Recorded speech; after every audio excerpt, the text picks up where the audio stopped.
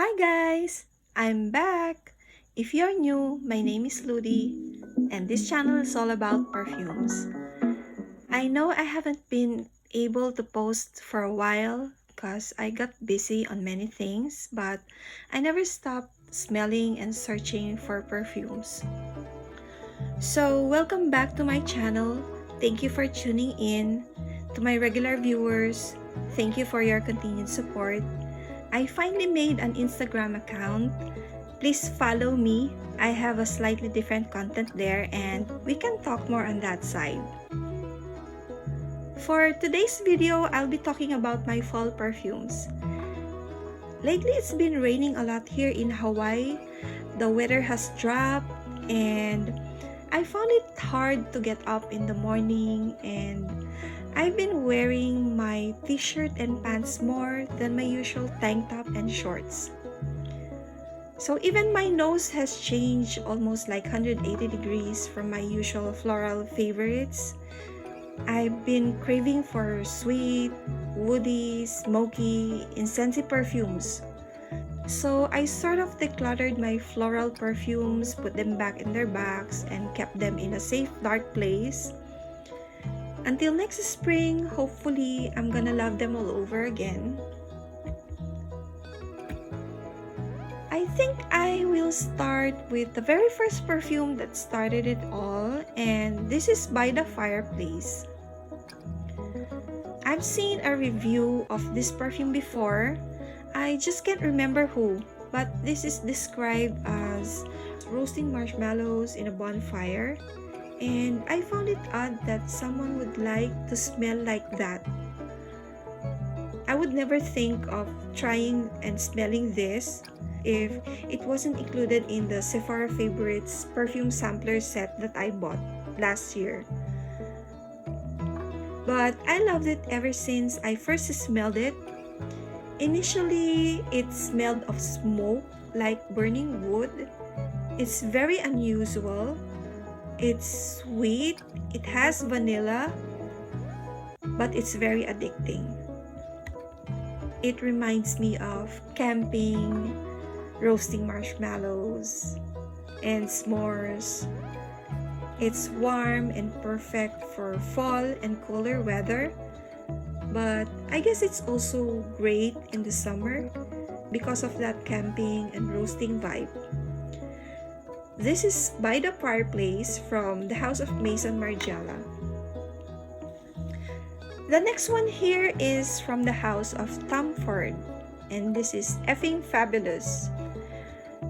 I've seen this first time from a famous actress in the Philippines, but if I consulted Fragrantica first before buying this, I would never like this. It has lots of leather notes. It has leather notes in the heart and base, and from my experience with Rogue by Rihanna, I avoid perfumes with leather notes. So how I got this? I guess I got dizzy when I went to Sephora to try out their Tom Ford perfumes. But then again, I ended up loving it. The opening is actually pleasant with clary sage and lavender. It's herbally but pleasant. It's not sweet compared to the other perfumes in this video. And I like the leather note here. The leather here smells like inside of a highly air-conditioned car with a new leather car seat. And the dry down is powdery almond. If you're familiar with Johnson's baby powder, that's what I get here. It's a powdery creamy almond with leather. This is a unisex perfume. I don't feel chic and feminine when I wear this, but I feel elegant and rich. It actually smells like money. Okay, the next one is Santal Vanille from the 7 Virtues. Oh, how I got this? I guess I was looking for a perfume that's not floral at all, because I was turned off when I watched a review talking about perfumes that smell like funeral home or something like that.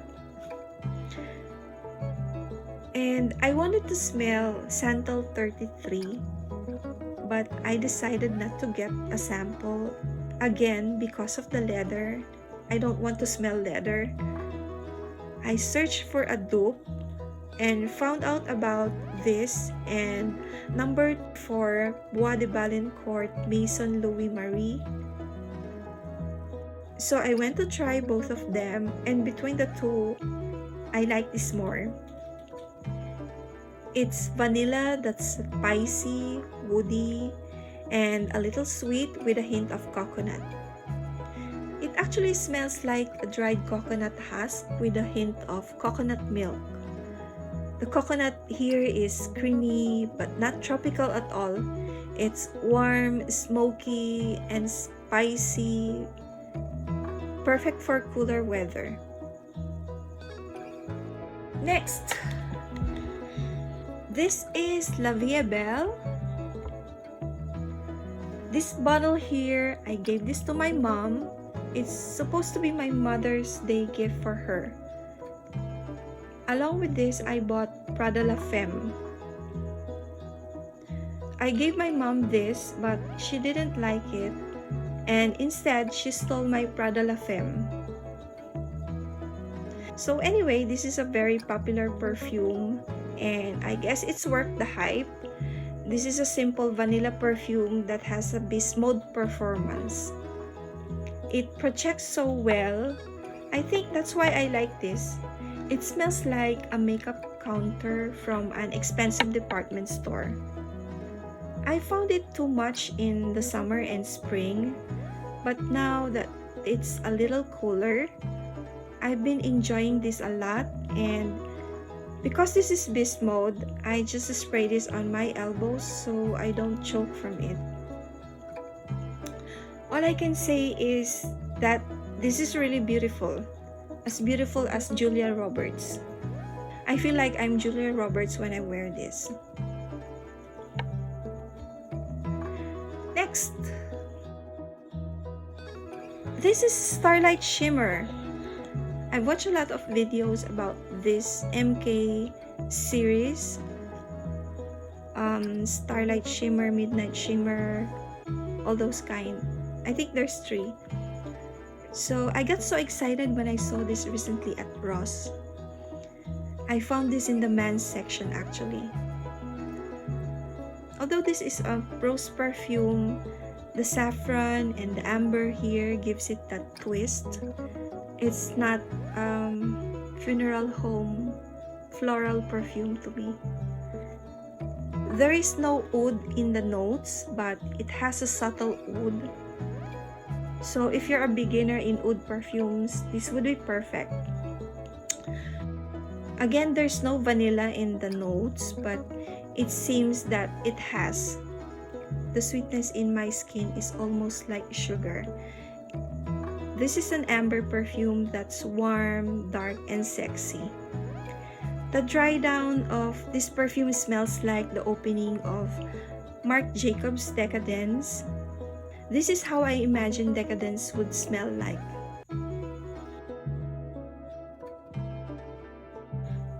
And the next one here is Hypnotic Poison. I've been reaching for this a lot lately. I found it too much to wear in the summer and spring, but I found that this smells much better on me since the weather has been a lot cooler. So this is again a warm and sexy gourmand perfume. It's creamy, powdery, coconutty, sweet, woody, and spicy. I like that this is unique. It's not too sweet. It's delicious and addicting and very long lasting.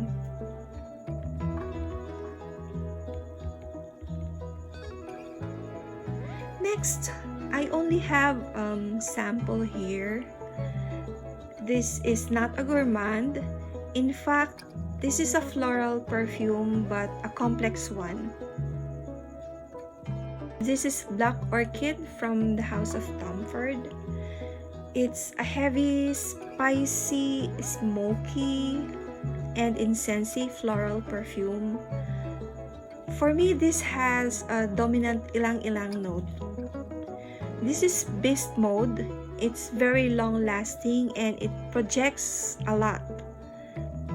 This is beautiful, but I have to be in the mood to wear this because this is too much.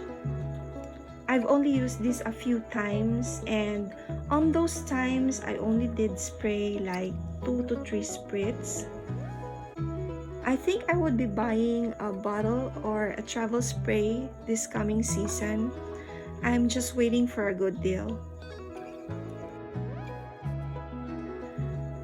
The next one is Myrrh and Tonka by Malone.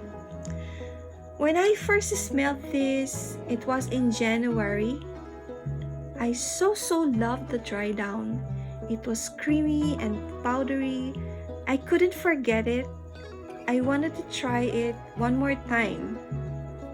So lucky I got a travel size of this. This is a unisex perfume, but to me it leans more masculine in the opening. As I said, this is creamy, powdery, vanilla, and tonka. It's spicy and incensey. I also found this too much in the summer because that's when I first got it. And do not overspray this. I don't spray this on my chest. I almost choked when I did. So I only spray on my elbows. Anyway, it projects so well and it's very long lasting. It's warm, cozy, and sexy.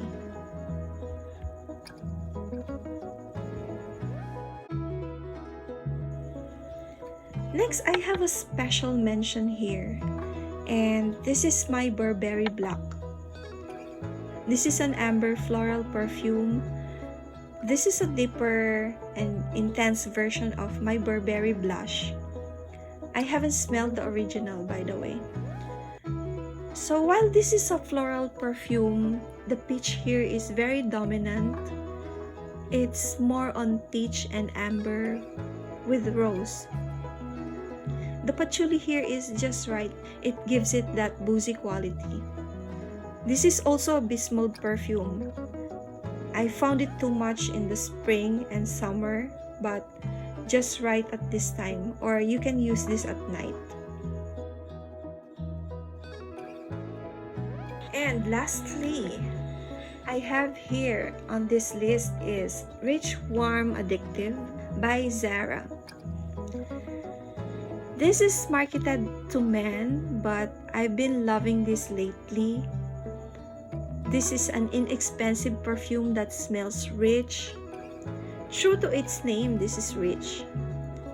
What I love about this is it has a boozy opening, which quickly transitions to the smell of like a dried tobacco leaf. This reminds me of my grandpa's rolled tobacco leaves. He used to smoke that when I was young.